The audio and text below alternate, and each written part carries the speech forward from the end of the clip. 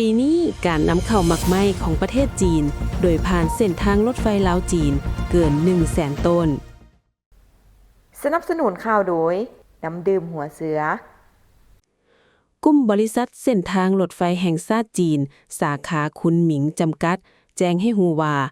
นับมาฮอดวันที่25พฤษภาคมนี้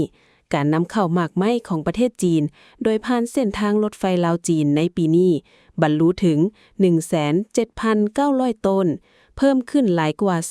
30% เมื่อเทียบใส่ระยะเดียวกันของปี 2025 สถานีบอหารที่เป็นด้านทางรถไฟระดับชาติเพียงแห่งเดียวที่เชื่อมต่อจีนและลาวกำลังกลายเป็นศูนย์กลางที่สำคัญสำหรับหมากไหม้จากอาซีตะวันออกเฉียงใต้เข้าสู่ตลาดจีนนับแต่ต้นปีนี้มาเคียงคู่กับหมากไหม้เขตฮ้อนจากอาซีตะวันออกเฉียงใต้ป้อนเข้าตลาดแบบรวมศูนย์ปริมาณหมากไหม้ที่เข้าสู่ประเทศจีนภายในมื้อเดียวสูงสุดบรรลุถึง 3,665.1 ต้นปริมาณการขนส่งหมากไหม้ข้ามชาติได้สร้างสถิติใหม่เรื่อยๆปัจจุบันขบวนรถไฟตู้แช่เย็นตามทางรถไฟจีนลาวไทยได้ให้การบริการอย่างเป็นปกติเฮ็ดให้หมากไหม้คุณภาพดีจากประเทศในอาซีตะวันออกเฉียงใต้สามารถเข้าถึงตลาดจีนได้ภายในเวลา 3 วัน